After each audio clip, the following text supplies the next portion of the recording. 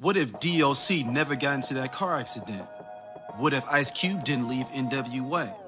What if the game never leaves G Unit? What if Teddy Riley never moves to Virginia? What if we got that J. Cole and Kendrick album? What if the RZA would have never had that flood? How would the hip hop world sound today? Welcome to Hip Hop What Ifs, the podcast where we dive into the biggest what could have beens in hip hop history. From iconic album delays to game-changing partnerships that never happened, we reimagine the culture we love and explore its alternative paths. And you are now at Hip Hop What Ifs. Didn't you produce Self-Destruction? Yes, I produced Self-Destruction when I was 18. Self-destruction, yeah, for self-destruction. Self-destruction. Be nice, break it down like this. Now, how did that movement come about? Like, whose idea was it? Who brought all of these superheroes together? What was the urgency behind that? Obviously, on the second BDP album, By Any Means Necessary, there was a song on there called Stop the Violence. Stop the violence. Yes. Yeah. Stop the violence in hip-hop. Why, You know, KRS was always on that level of very conscious. Self-Destruction came about because we were on a tour called the Dope Jam Tour with Eric B. and Rakim and Dougie Fresh and Biz and Kumo D, What a time. BDP. And we did. What a time. It's back when you're doing like 70 cities. What a time to be 75 alive. cities. It was great, but on the last show, man, someone was murdered outside of the arena in New York. He was with his girl and he was wearing a rope chain, and they went to rob him and they stabbed him and killed him. Took a brother's life with a knife as his wife cried because he died a trifling death. So there was so much violence going on in hip hop that it was KRS's idea, along with a woman named Ann Carly, who was running Jive, and Nelson George, the writer. Yes. They were like, we need to do something about this, create this concept of like, we are the world, but from a hip hop perspective. So when they decided to do Self-Destruction, they wanted KRS to produce it, but they didn't know that I was doing a lot of the beats uncredited. So this was the first time that Chris said, no, D-Nice is gonna produce it. Yeah. So I had the track, I had worked on the beat for it. That was me trying to prove a point because, you know, you have Public Enemy, the Bomb Squad, they all wanted to do it. But Chris was like, nah, I'm gonna let D do it. D has to do it. So I give him credit because he stood by his word. He made sure that I was so dope. I was credited. It still says produced by KRS and D-Nice, but you know, I did everything, man. Down to the chorus. That's me and one of my friends. I mixed the record. I slept at Power Play Studio under the mix board every night because I was so excited to have an opportunity to do something that was just different in hip hop. The crazy part is that record is still relevant to what's going on. That's what hip hop is missing these days, is more on the conscious side, or at least those artists having that platform to be able to put those records. We need balance. We need balance. Because All right, welcome back to Hip Hop What Ifs, the show where we discuss everything of the what ifs in hip hop history. How you doing, my brother Kyle? Chilling, man. Chilling. What's happening, D? Man, nothing much, man. Thank y'all. Shout out to everybody that's been tapping in with the show. We appreciate all that. Yes, love, indeed. man. Yes, You know, indeed. hip hop, one of the things we love the most, you know, this is hip hop thing. All right, let's jump into our topic of this episode. Let's do it. And this is a little bit different. Why a posse track like Self-Destruction and all the same gang could or couldn't happen today? So Self-Destruction came out in 1989, spearheaded by KRS-One and the Stop the Violence movement, bring together East Coast powerhouses, Public Enemy, MC Light, Heavy D, Kumo D, Dougie Fresh, and others to address violence at hip-hop shows and in inner cities. So this came from everybody. Remember, I believe this came from a Fresh Fest where someone got killed at the Fresh Fest, and this was the result of that. And then on the West Coast, 1990, all in the same game, organized by West Coast Rap Coalition, uniting rival LA factions. You have NWA, and not just LA, it's LA and Oakland. The Bay is on there too. NWA, Ice-T, MC Hammer, Young MC, Digital Underground, King T, and amongst of many others to combat the escalating street and gang violence in California. So that's to set the table with that. We can talk about each individual track first. Self-Destruction, 1989, I believe produced by D-Nice, I believe, is the producer of that one. I have it here in my notes. Yes, produced by D-Nice. KRS-One and D Nice and Hank Shocklee. Okay. All three of them did it together. All the people that are actually on there I listed them out earlier, but just give you a full spectrum is KRS-One, D Nice, Miss Melody, Daddy O from Stetsasonic, MC Delight from Stetsasonic, Wise from Stetsasonic, Fruquan from Stetsasonic, Kumo D, MC Light, Dougie Fresh, Just Ice, Heavy D, Chuck D, and Flavor Flav. So what would you, when you first heard Self Destruction, like what? And LL Cool J in the video, but was not allowed to by his label to be in there. And low people don't know, or you probably do know. Count LL Cool J wrote MC Light's verse for. Yeah, so. Crazy, right? That's a new one though. I mean, I probably learned that in the last 10 years. Yeah, I think I've known that for a while. Yeah, to answer your question, Self Destruction was huge, man. Like you said, it's 89. I was a young buck, you know. I think I was, yeah, I know I was in high school. I think I was like a sophomore in high school. I'm old, y'all. So it was frame of reference. I was in 3rd grade when the yeah, exactly. I graduated high school in 91. So yeah. But yeah, I remember Self Destruction very well because, like you said, the at that time, right around that time, rap started. Well, I'm not gonna say started. They were having more tours. You mentioned the Fresh Fest, which I never got a chance to go to, man. I still, you know, be messing with my mom. It's not a Fresh Fest, so I'm looking here. It was a Boogie Down production show in public. Okay. Show, I'm assuming it's Fresh Fest. Why wouldn't it be Fresh Fest? Well, here's the thing. It might not have been Fresh Fest because Fresh Fest only had like a certain there were select acts that were on Fresh Fest, and not to say you got the same acts every year, but it just really depends. I don't, just based on my memory, I don't recall Boogie Down Productions being on Fresh Fest, but they could have been. I don't know. We didn't have the internet, and like I said, my mom never took me. So yeah, shout out to her. Fresh Fest 84 was 84. Yep. It was like Houdini, Fat Boys, Curtis Blow, and Nucleus. That is the original Fresh Fest. Yeah, from 84. So Fresh Fest, obviously. So yeah, so it and that the moral of the story is rap started having these tours, and I remember hearing about and reading about the fact that promoters actually were charging these rap promoters they were charging the rap artists and the people who promoted their particular concerts like an exorbitant amount of insurance coverage because people were genuinely afraid that violence was going to break out. And what was interesting was I remember hearing stories and seeing it on the news.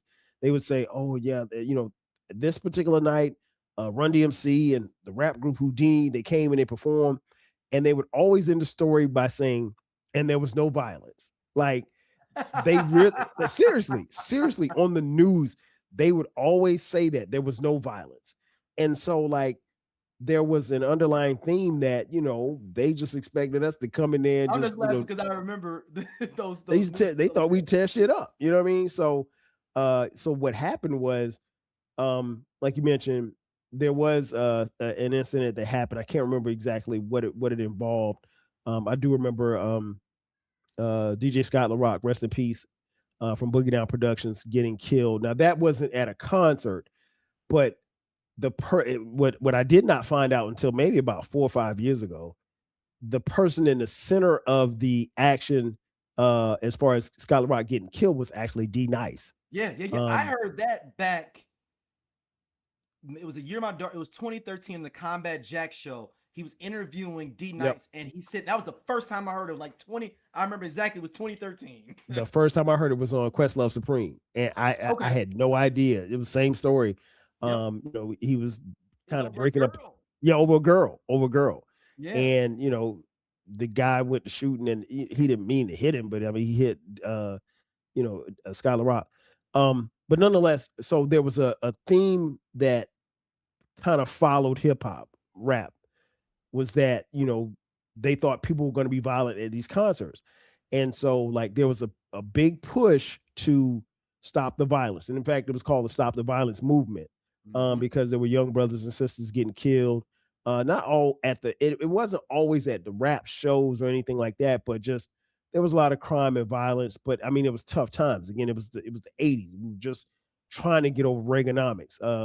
You know, unemployment in this country in 1989, you can go look at the numbers. I think unemployment might have been in double digits.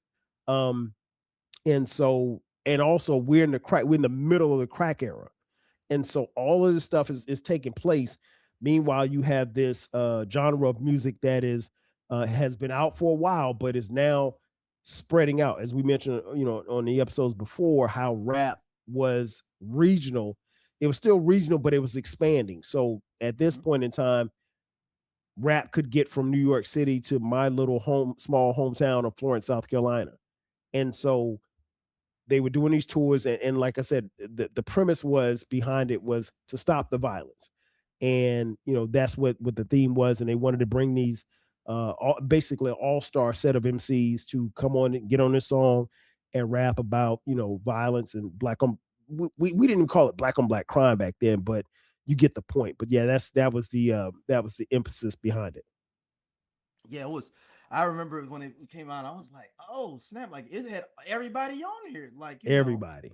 And it's just because I'm an old. I mean, Rap City was part of my major foray into on rap on a I always say that Rap City and Yo MC Raps was foray into rap for me, non-Run DMC stuff. Yes. Or stuff that just was ubiquitously above you didn't matter where you were, you're gonna hear like certain rap songs like Fat Boys, Run DMC, Curtis Blow. Those are gonna get past your regular these Rap City introduced me to Tribe and to De La and even Coogee Rap and people around know that next tier of, and there's no diss to those rappers, I'm saying that next tier of non-super mainstream rap. Right. LL Cool J was another one that kind of blew out too, though. He was a blowout person too. That you just couldn't stop him from being out there. But I remember when I first saw, I was like, "This is crazy," because this is old school 1989 Rap City with the mayor Chris Thompson. Chris Thomas, as the host. People think about Rap City. They forget about that era and go directly to the Big Lex and Joe Clair era. Yep. They leave out the Chris Thompson era, that's the late 80s, early 90s. It was Chris Thomas, Prince DeJour. Yeah. And then you went on to Big Les, Joe Clair, and then obviously Tigger. Yeah. And so then I was probably some other guest people in between there that I can't think about, but those are the core. But when that came, I was like, dude, they got air, and because at the beginning of the video, y'all, and y'all can please go on YouTube and watch the video. Yes, they take like quick snippets of everybody that's finna be rapping on this song. And it's like, because the beginning of the song is, I forgot the preacher that's on the beginning. It's like, all the people out of tonight. America's problem is self-destruction. You're headed for self-destruction. So like, and then like as the beats catching up, it's taking a picture and like a flash of everybody that's gonna be on this song. You're gonna see. So you like, oh snap! I didn't know who Stetson Sonic was before that. I didn't know who. Okay. I got introduced to them through this. I knew who. Of course, I knew who MC Light was. The KRS-One was, because I've been watching Rap City now. But Stetson Sonic was one of those. It took me a while to get into that jazz bandish hip hop thing. It took me a while until Sally Walks. That's what it converted me. Some people don't like the way Sally walks. That's what converted me. But in a scene, I'm like, oh, this is something different. You had never seen nothing like this before. Of these many prominent rappers at the time on one song talking about self-destruction, like, and their quick lyrics is nothing crazy. Ain't nobody super out rapping nobody, except for Chuck D, who wanted to preach at the end, who got like, Chuck D had his own verse. It felt like everyone had Chuck D verses. He was like, they had to they went back to the hook and let him come in for Chuck D, but because PE was big at the time, no doubt. But it was just a special moment within that. So then we get another great moment. We get the West Coast version, 1990, all in the same gang, which is funny because there's three. I don't know if you remember from Self-Destruction, there are 3 West Coast artists in the music video. Who? I'm trying to think. Young MC, Tone Loc, and Shock G from Digital. Oh yeah. Shout out, man. Rest in peace. Dang. So they're and the same. They're on the same gang. All three of those artists are all the same gang as well. Okay. So all the same. We're all in the same gang. Let me see who produced this. Dre produced it. Of course. But on the song is these are all the artists on this song. Like I mentioned a little bit earlier, but give everybody a full scope. King T. Do you remember Body and Soul? Oh, for sure. Yeah, Come Body on, and Soul. Def Jeff, Michelle A, Tone Loc, Above the Law, Ice-T, Dr. Dre, MC Ren, JJ Fad, Young MC, Digital Underground, Oaktown 357, MC Hammer, and Eazy-E. So this was the Bay and LA together on this. So you have Bay Area artists such as MC Hammer, Oaktown 357, Digital Underground on there. And the majority are West Coast, LA rappers, but you got your nice chunk of Bay Area artists too as well. Where were you at when you heard this joint? And even more, I even think their music video took it to another level even too, because they had a storyline with theirs going. Oh, no doubt. No doubt. It's a year later, so they had more to work with, and they did Arsenio Hall, which was dope for everybody to come into Arsenio Hall. Loved it. Loved the song from the first time I heard it, man. The message was there. At that particular time, nationally, we heard a lot about the gang violence in LA. The 80s already. Yeah, oh, no doubt. Yeah, I mean, like if you ever want to know, ask somebody from LA who lived through that time, or know about it, like it was like there was literally like colors. Like you couldn't wear red, you couldn't wear blue, you couldn't do anything, and you better stay in whatever neighborhood you needed to be in. That's you weren't supposed to. Why NWA wore black, to give people like. Oh, no doubt. That's why, because they wanted to stay neutral as possible. Exactly. They wanted to keep it neutral as possible. And so, the affiliations were big, and I want to say the back half of the 80s in LA County alone, the numbers as far as deaths were astronomical. To the point where if it had happened like that today, they would have declared it a national emergency. Like they would have sent in the National Guard. I mean, like it was just people dying just like that. And it wasn't all just gangbangers. It was, a lot of innocent people as well. But this was a call to order, a call to action. This song had to be made. And, I think what made it special was the fact that, you had cats like NWA in it, because NWA never, Eazy always talked about, like their message. It wasn't about them glorifying violence. It was the fact that they were reporting what they saw. And, and a lot of times, you can take a song like Fuck the Police. It's very apropos with what we knew as far as police brutality, which was going on. We saw it in Rodney King video a year later. And so it was, I think this one was very important to happen. When you look at the artists that were involved, I think everybody, everybody that was there needed to be there. And I thought it was dope, man. I really enjoyed it. What was interesting was I remember distinctly is one of my friends, when we saw the video, he's like, man, why is Hammer? Hammer's not hard. And I was like, Hammer's he's from the Bay. And I was like, there's gangs in the Bay. Behold. Yeah. I mean, we didn't know. As we find out, he may have been the hardest one in the video. Exactly. You don't want to mess with Hammer. Shout out to Hammer. But yeah, don't let the clothes fool you, man. Hammer was certified for real. But even Hammer being there, I thought was important, because at this particular time, Hammer might be one of the most popular rappers in rap at the time. Because You Can't Touch This is blowing up. The album, Please Hammer Don't Hurt Him was the album. No, it hadn't come out yet. Oh, it hadn't? Okay. Oh, wow. Okay, so Let's Get It Started and all that is okay. out. Wow. Okay. Thanks for the Oaktown 357 is kind of popping around. This is when he was when he had Too Big MC. Okay, Too Big. Yeah. So at that point, a kickoff for him though. Like he blows up exactly next year. Exactly. 91 is when he goes out he's out of here. And so I think at that point, it's still great to have him there. It's great to have NWA there. And if I'm not mistaken, part of that was filmed in the Jordan Downs, which is no longer there anymore. But yeah, it was, I think it was very important that they made that record. And it was featured a lot. You mentioned Rap City and Yo MTV Raps. It was on there a lot too. Mm-hmm. And then they did it on. They all came out. Well, I think a couple people didn't make it, but the 85%, 90% of people came and performed it all together on Arsenio Hall, which was huge crazy for that time. Yeah, y'all, to have that many rap artists performing on one stage until and the listen, finale episode.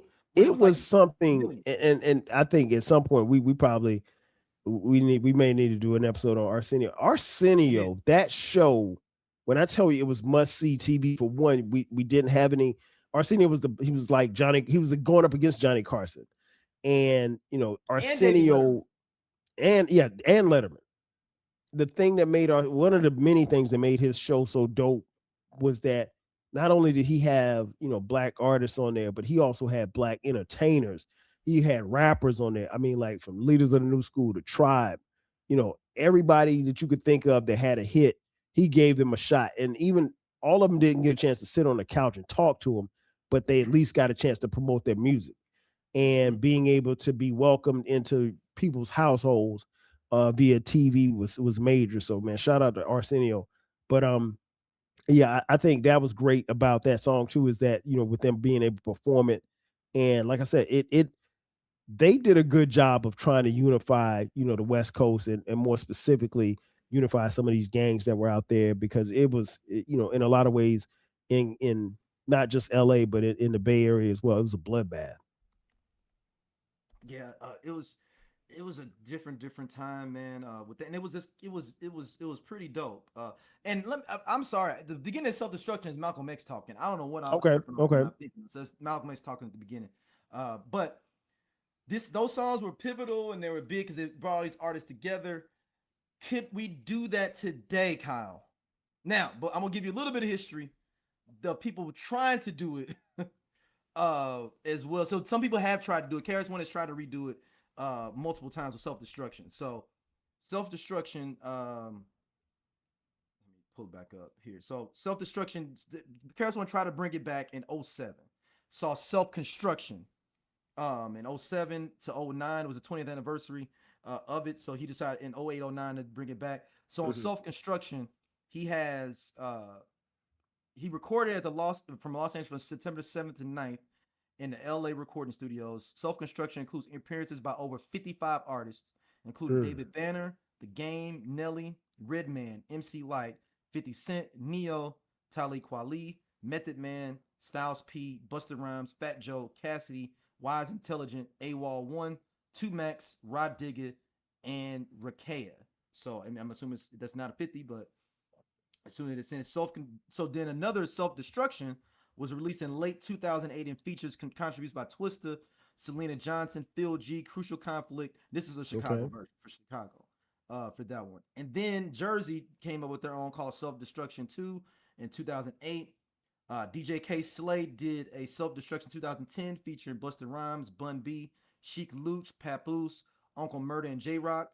And then Baltimore, finally in 2014, Baltimore rappers did a Stop the Violence movement recorded on their own version of the song about the lyrics pertaining to violence in the city of Baltimore. Okay. Why haven't we seen more of these? I mean, when I originally thought it was, I didn't really realize until I did my research on this that people have tried to redo these over the last subsequent years. But why can't we get those done now? And can we not? Or is it just no way we could see something like either one of these songs happening? I think that they could if there's a concerted effort. I just don't know that there will be a concerted effort, because I think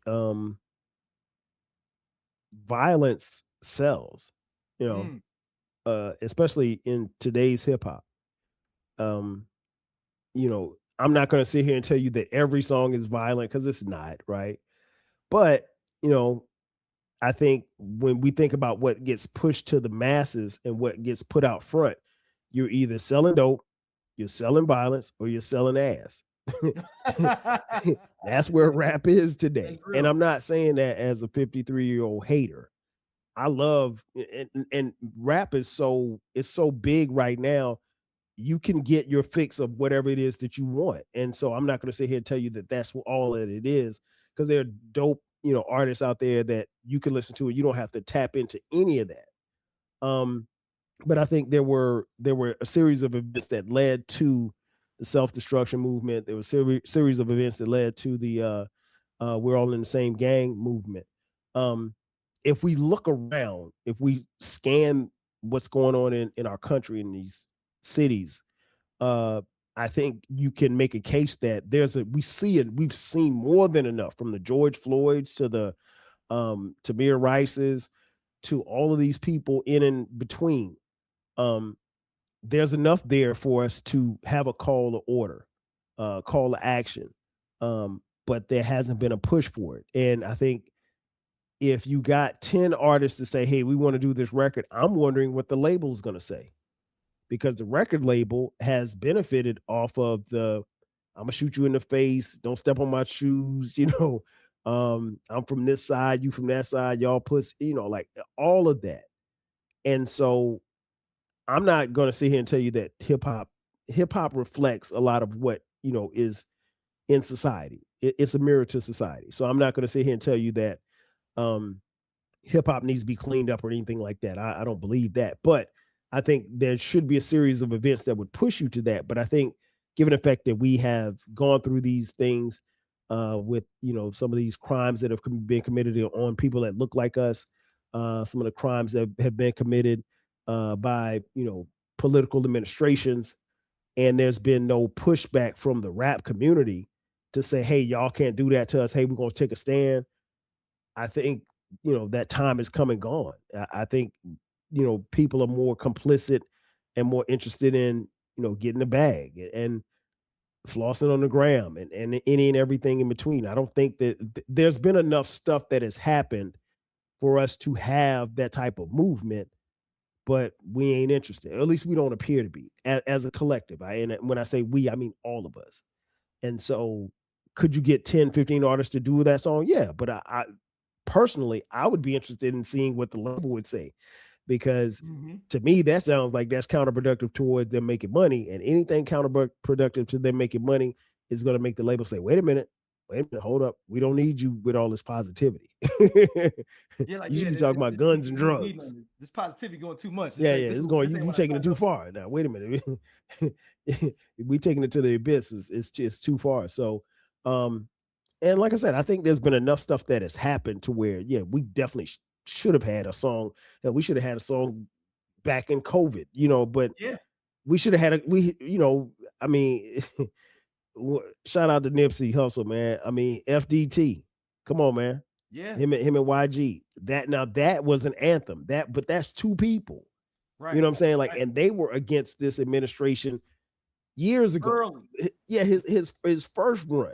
And so you go watch the video, go listen to the lyrics of FDT, and you see why. And that's a political statement.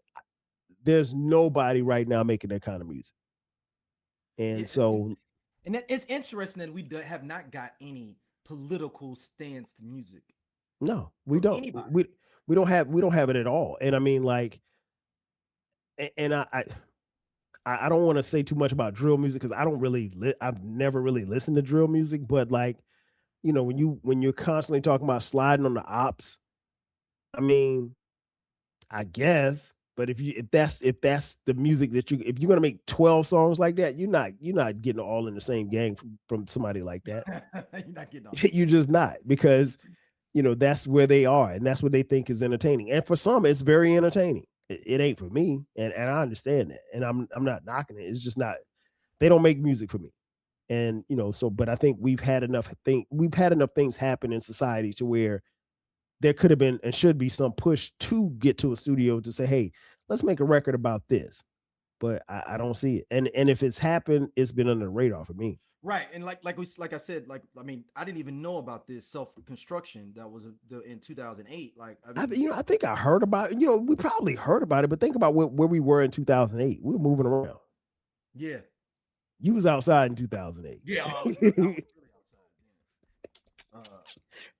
I think that's when we linked up in 2008. Yeah, we was outside in 2008, man. Let me see Self Construction. Let me see if I pull it up. Because when you said it, I was like, I remember the name. It's a 3-minute and 58-second song. So I'm just trying to. I think the only way this can work is if somebody like a Jay gets involved and says, I mean, hey, y'all, Jay, Kendrick, Drake. No, I'm trying to. Well, Jay-Z kind of threw himself out there. I was. Well, maybe not Jay-Z. Okay, so I can say, let's just say Kendrick, Drake, J. Cole, those three. Yep. Now, whether or not they would, work together, I don't think that would happen. I mean, I'm saying, but let's just say you put some older artists, you throw Nas on there. Yeah. I mean, throw a Cube on there because Cube wasn't on the original All in the Same Game because of which beef. Oh, I was about to say why, but yeah, now they're not real. Why? Okay, I was about to say. Yeah, that's what I'm saying. He wasn't even on the original one. Yeah, okay. Because of beef. So that that's one of them things that it was beef going on. Yeah, well, you said it was produced by Dre, so yeah, there you go. He was beef with Dre at the time. That was the issue right there. Yeah, major issue. Yeah, so so I'm just trying to think. I mean, I think if somebody made the call, I'm trying to think who could make that call to get people together. I guess I would actually like it to be a bi-coastal thing. It'd be dope if you did every region. Mm-hmm. If somebody, a shot caller, a producer from every region came out and did one. You get Dre on the West Coast, redo another one, Dre, and bring up, let's say, half of some great legacy artists, half of newer artists on the West Coast. Right. Same thing for the South. Right. Let's say Dre in the South, down South.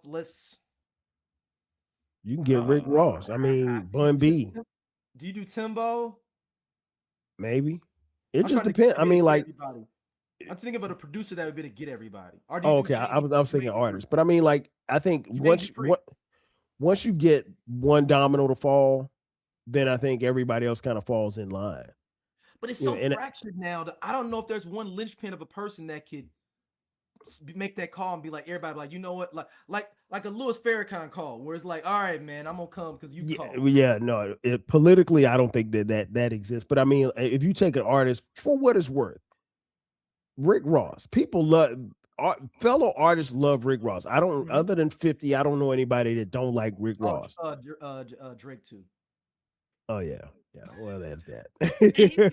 We technically don't need. Yeah. He ain't got to be. No disrespect to y'all Drake fans. Yeah. We can move. I'm sorry for bringing him up. Yeah.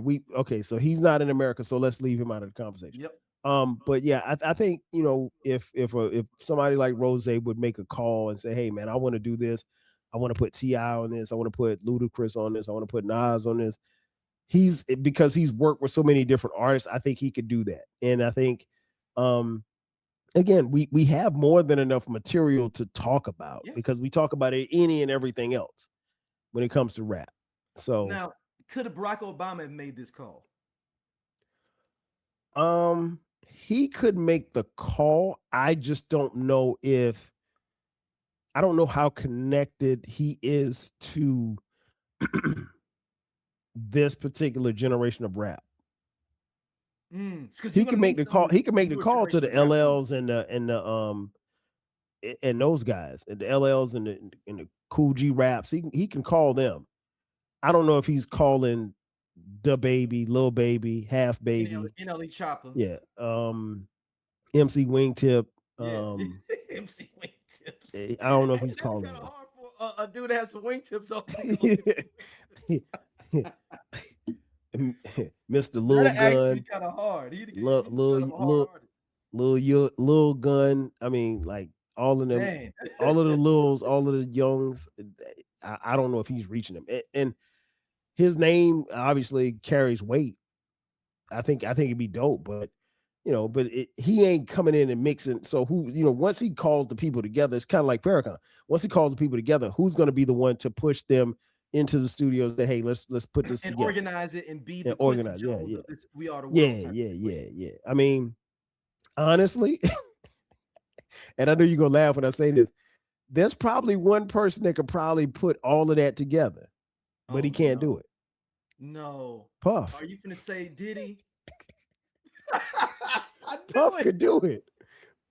I mean, well, let me tell you about it. At one point in time, Puff could have done it. Right, okay, 5 years ago, Puff could have done it. Yeah, he could have done it, but he's too busy freaking off now. I mean, Right. man, anyway, I'm interested to see how people react to Puff when he gets out of jail. Oh, that's one. I want to see him go just to see who becomes his friend again, because he's still a rich man. Yeah, I think Puff. I think he's not gonna lack for friends because, like you say, he still got money. You know, he ain't got as much as he had, but he still got money. But I find it interesting that the people, the industry friends that he thought he had, man, they probably ain't said nothing to him since he been locked up. I mean, so Puff could Puffy could do it. He could have done it. I don't think. Let's just say Puff got out of jail tomorrow. I don't think nobody's taking this call for. Right, no, I'm talking about previously before the free. Oh yeah, 5 years ago. Yeah, 5 years ago, Puff could have done it. He could have done it. Because he's one of what I think probably Snoop could make a call. Snoop could make a call to make the MAGA Snoop now though. We got MAGA Snoop. Oh, now. I forgot. Yes. That's what I'm saying. It's like who can make it? But then again, some of these people don't care, so they're not really politically involved. So that it was like, all right, Snoop, get your money, because Nelly was right there with him. So yeah. So but the other person that it could have been if he wasn't halfway insane is Kanye too. Yeah, Kanye would one of the beats. Listen, Kanye could have orchestrated it prior to this administration stuff. Kanye could have done it, and I think people would have lined up to follow him. Sure. But he ain't doing it now. I mean, but it's not a long list of people who probably could get everybody together. The thing is once you get the Drake artist, could get the West Coast though. I think Drake could lock down the West Coast at least that. That's why I said maybe we can do it by regions because people will respect people in certain regions. Well, here's the thing. I think if Drake makes a call to anybody, they're coming to see what it is that he's summoned them for. But when are you going to get Drake out of the studio to do this? Drake working on it. 8-9 West Coast rappers. Right. Getting them all together on one beat and not having them work till 5 in the morning, each one of them. Yeah, that track will come out 10 years after the other. Exactly, man. I can see Dre telling YG to do his line 20 times, and YG like, man, come on, man, I said it 5 times already, man. YG needs to be on this West Coast version though for the record too. Oh, for sure. So it's he could definitely orchestrate. Can Khaled do it? I just thought about it, even though that's a weird.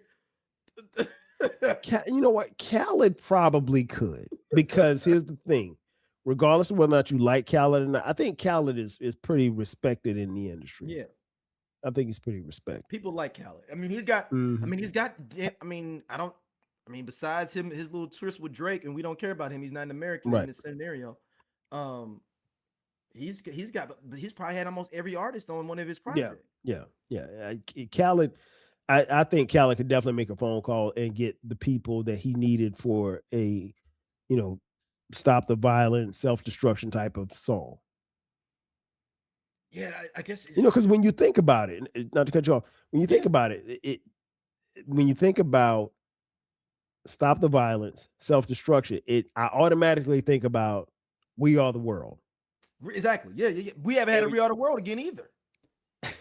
But if you go back and watch the video for We Are the World, you gotta wonder, like, how did all of those people get into this? Like, because it's some weird combinations. It was the American Music Awards. It was the night of it, so like everybody left there and went straight there. Okay, because I mean, that's the whole thing why Prince played all of Prince Pump Fake. That's why Sheila E got kicked out of kicked out because they were like, oh, we're gonna invite Sheila E. Maybe she can get Prince to come. Man, listen, Prince wasn't coming. Right. Because Mike was there? No, hell no. And I think so. Quincy Jones organized it, right? Yes. Okay.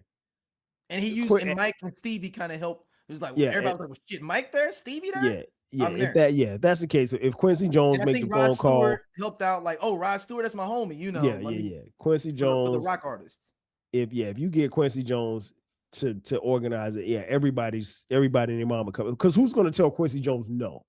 Yeah, nobody. And what artist is that? What rapper producer is that for now? I'm trying to think. Was Whitney Houston on? Was she on that? No, she was not on. Okay. She would have been relatively new as well, though. Mm-hmm. Her first album might have She's been on her big one is on the Martha King joint, the King Holiday okay. joint. Yeah, sing, celebrate. Yeah, Mhm. so Okay. yeah, I Yeah, mean it's interesting. It's funny Tina you Turner's mentioned that. from here. I mean, all the Michael brought all the Jacksons there. They didn't need to Even come. Reedy, She didn't need to come.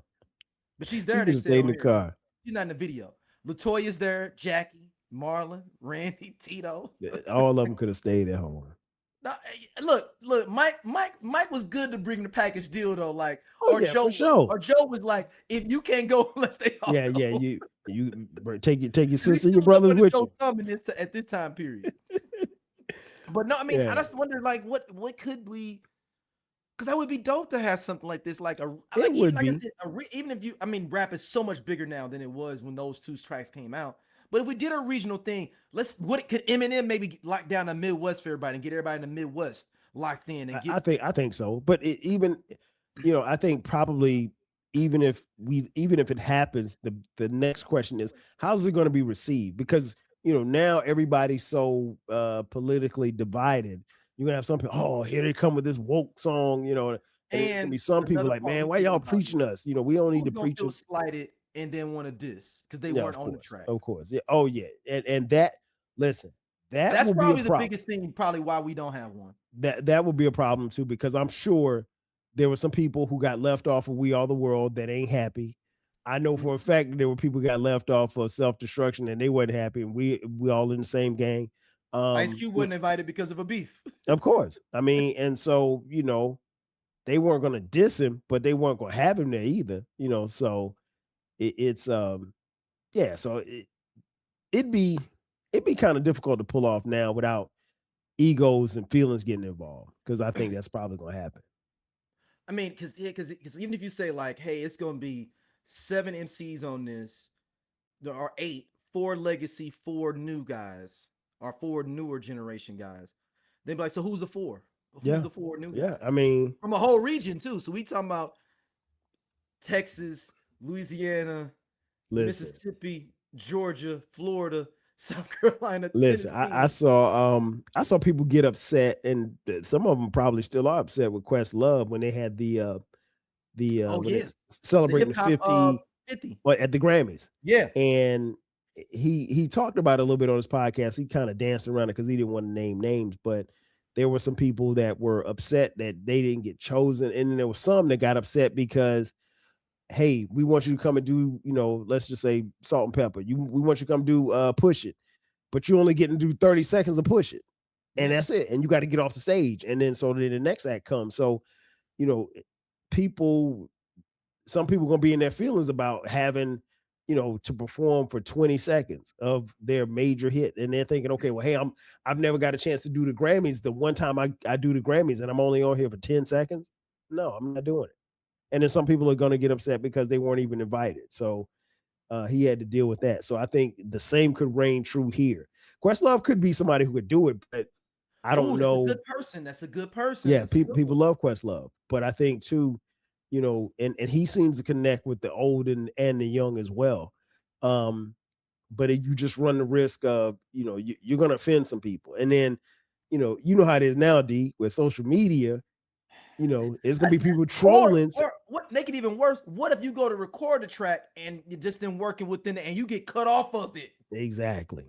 And then once the fans find out that you ain't on the song, now they're in the comments. The Fiasco fan base find out that he wasn't on it. They're in the comments clowning. So now it's a back and forth, it's a discourse, and it's a mess. So yeah, it would be dope for it to happen. I don't see it happening at all. Yeah, and more I'm thinking, I mean, it's not, because we think about the egos. The egos is probably the biggest part. Oh, that too. And I was to piggyback on your point, we were probably good just to get what we got, if you think about it. From We Are the World to Self-Destruction to We All in the Same Gang. With all of the people that are involved in each of those projects, I think we were probably we did well to get what we got, and the music that was created from it. Another that I'm thinking about is, I mean, how many songs are 6 minutes or 7 minutes long now? None. I was talking about for the algorithm. I mean, but like, would the labels be like, y'all can't do that? Our thing is 3 minutes and 30 seconds at the max. That's at a the long max song. because the consumer has a very short attention span. It's funny you mentioned I was on Spotify earlier today, and I just hit shuffle, and I just for no particular reason, and so it was picking songs for me, and it jumped out of the algorithm of songs that I normally listen to, like 90s hip hop, and it started playing some current music, and at least if it played 10 songs, 7 of them were less than 2 minutes. Dang. Rap songs. And the R&B song, it's some R&B songs like 1:50, 2 minutes 10. You don't see any R&B songs that are like 3-4 minutes long anymore. So it's just, I don't know, it's the attention span, I guess. But yeah, you're right. To your point, yeah, you're not gonna have a 7-minute song. It's just not going. And I don't know how long We Are the World. This might be about 4 minutes, but still. I remember somebody did it like a compilation. It might have been K Slay, rest in peace. It's 7 minutes. It's 7 minutes. We Are the World, 7 minutes. 7 minutes and 2 seconds. Wow, I did not know that. Version, single version, 622. Okay, yeah. So the video is just as long. So yeah, they might have cut some people out on that video. Oh, probably. Hey, but we wanted to see Mike. That's all we wanted to do. Yeah. We just wanted to see Mike. We didn't get Prince, so we wanted to see Mike. But yeah, it would be cool. It would be dope because I'm sure they could convey a message that needs to be said, publicly about what's going on in this world. But realistically, I don't think it's gonna happen. Yeah, it's sad because it would be kind of dope, to see. I mean, but it would have to be. We don't have, and the thing is though, is that we don't have anyone. It would have to be a person that'd be to galvanize all these people. But everybody's got so many small little individual beefs and things like that amongst each other. That it. The only person that maybe you think Farrakhan could pull it off. He probably could because I'm getting ready to pass away. I would love to get together. He's so much of a unifier. I think he probably could. And if you don't go to Farrakhan, then now you got a target on your back because it's like, dang, you didn't go to Farrakhan meeting. Exactly. Like, who you think you are? A young NBA young boy. Right. Yeah, and so NBA young boy. What is and when you get your NBA young boy, once he's on this, non-violent song, is he supposed to keep going? I mean, is he supposed to go back to I shot the same. Right. I left the non-violent meeting. Shot somebody. Exactly. You got Young Thug on the track. Is he supposed to go back to being, Jeffrey? Probably not. Probably not. So yeah. Yes, it sounds good in theory, man, but I don't think it can happen. Well, man, let us know what y'all think. For sure. Hit us up. Let us know what y'all think about if this could happen. Hit us on the voicemail 314-649-3113. Kyle, where can people hit you up and check out more of what you have?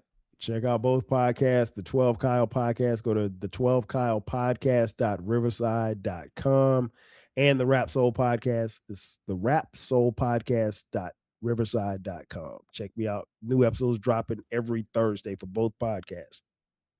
All right. Yeah. Make sure y'all hit us up. We appreciate the love and we'll see y'all soon. Peace. For sure. 5,000. What if DOC never got into that car accident? What if Ice Cube didn't leave NWA? What if the Game never leaves G-Unit? What if Teddy Riley never moves to Virginia? What if we got that J. Cole and Kendrick album? What if the RZA would have never had that flood? How would the hip-hop world sound today? Welcome to Hip Hop What Ifs, the podcast where we dive into the biggest what could have beens in hip-hop history. From iconic album delays to game-changing partnerships that never happened.